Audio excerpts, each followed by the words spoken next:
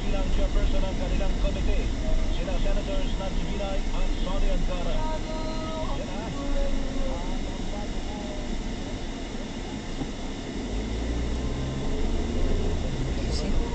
Francis Tolentino, ano yun? Majority Leader. Francis Escudero.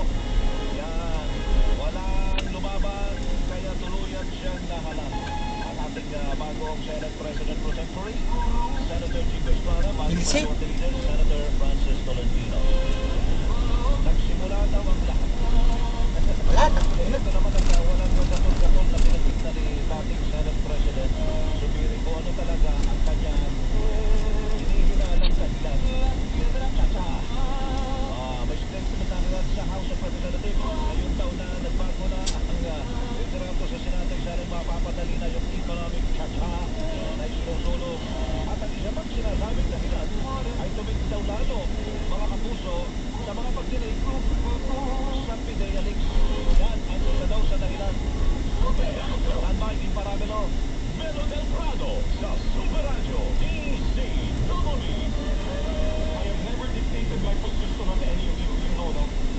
I've always supported your independence, which is probably why I faced my demise today. I failed to follow instructions from the powers that be. As simple as that. I've listened to all my colleagues throughout my Senate presidency, and again I listened to them today. As we head into a new period for the Senate, it's a good fight. If I ruffle some feathers in doing so, it's okay. Hindi ko ang Pangulo ng Senado hayaan na bumagsak ito. I offer my resignation as Senate President of the Republic of the Philippines.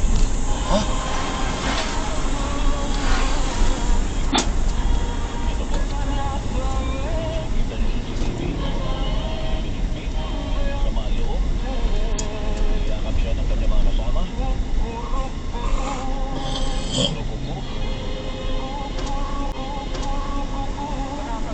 Yun nga nangyari. I'm heartbroken na yung mga kasamahan ko na tinuturi ko talagang kaalyado ay talagang tumiwalag at umalis kagad na wala pang hindi pa tayo kinakausap. Umaga daw, umaga. Ayos pa naman ang bilang. Supporters ni Zubiri. Abad ang hapon naiba ang sabi nga ay complexion. Yung masakit ba yung nagtataydo? Ayun ang masakit. Super Radio. Melo del Prado sa Super Radio DC Domoli. Ganun talaga, Senate President Politika talaga, walang permanente. Permanenteng interest lang talaga At Kukurukuku. samantala, punta na tayo kay Nick Parabelo. Konsultasyon ng Nako. Senado sa Visayas at Mindanao ukol sa Chacha. Ang Senado na kasunod ng pagpapalit ng liderato ng Senado. Nick Parabelo! Nick pa! Ang siyang ating saksi. Saksi. Yes, Melo. Sinabi ni Senate President Escudero na wala mo ng mga pagtitikat konsultasyon ukol sa panukalang pag-amyenda sa konstitusyon o sa charter change dahil pag-uusapan pa nila ito sa majority block. Ang sinabi na muna aniyang tinakdang regional consultation sa Visayas at sa Mindanao ukol sa charter change na itinakda ni Senator Sonny Angara. Nagbiting na kasi Melo si Angara bilang chairman ng Senate Subcommittee on Constitutional Amendments na siya nag-around sa mga pagdinig ukol sa CHASA.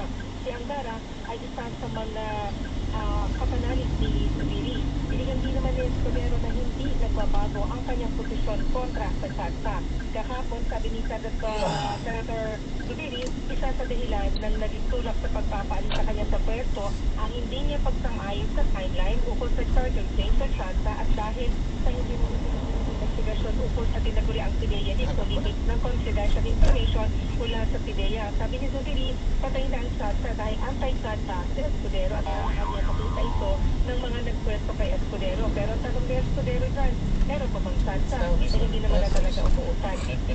Although, pagaman, nung nakaraang linggo, nagdaos pa ng pagdidig tungkol sa CHASA sina Senator Angara, Senate President Zubiri, at the time Senate President Zubiri at si Senator Loren Legarda at yung iba pang mga senador na nagsusunod nitong CHASA.